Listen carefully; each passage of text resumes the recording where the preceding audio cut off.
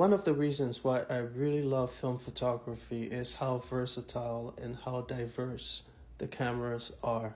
For example, I have a bunch of cameras here in front of me, and all these cameras serve different purposes and will fit different types of photographers. And I'm going to go through them and basically give you tips on which camera you should go for, depending on what kind of photographer or depend on what your objectives are, okay?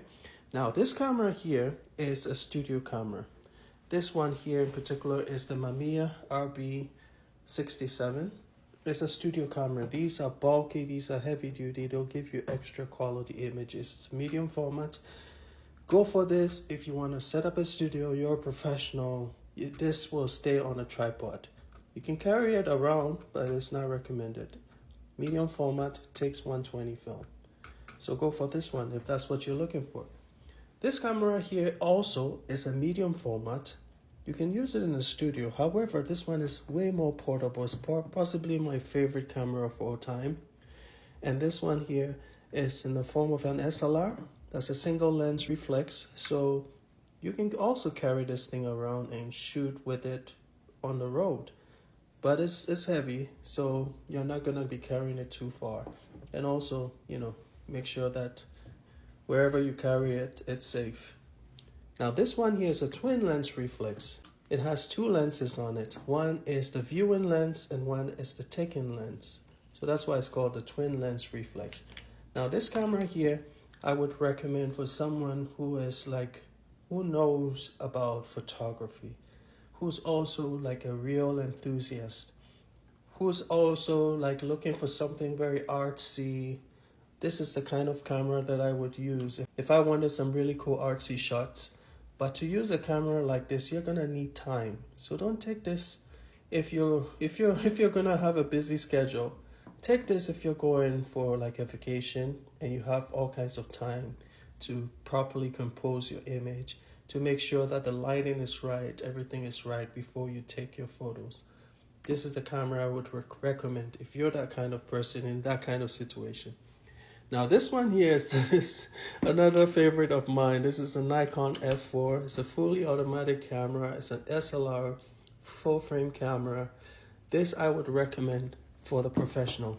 This is for everybody who actually knows about film. Beginners can use it because it's fully automatic, but you can also use it as a manual. It's very versatile, beautiful camera. I would recommend it pretty much for everybody. If you want a camera that will stand the test of time, maybe you're a beginner now, but you plan to become advanced in the future, this is the camera I would recommend that you get. Get this camera, you will grow with it, and at all the levels of your experience, it will still be relevant to your needs. Now this camera here is a fully manual camera. It's the Asahi Pentax camera, and this one sports a really unique light meter on the top here. But a camera like this, I would only recommend for the experienced. Don't get a camera like this if you're not experienced in photography or even film photography, because you're going to be wasting a lot of shots. It's manual, fully manual, so you're going to need to know what you're doing, right? But if you're somewhere mid-level in terms of your experience and you want to try a camera like this, you can. You're going to make mistakes, but be willing to make mistakes. Now, a camera like this here, it's a rangefinder. This is a rangefinder, and this camera I would recommend for the mid-level, someone who's enthusiastic, but not a beginner. Certainly not a beginner. And another thing you should be mindful of is that with rangefinders, it's not just point and shoot. It's not any camera you can just, take your image on the fly.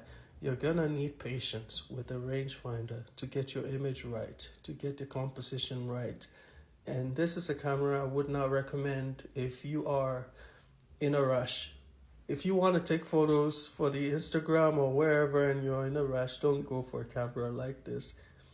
If you want a camera that you can take on a vacation, a relaxing thing, then this would be suitable.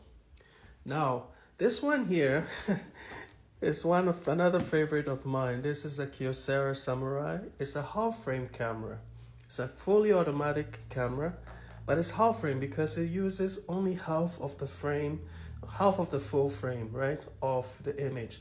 So with this camera, you can do some really artsy shots, which we call diptychs.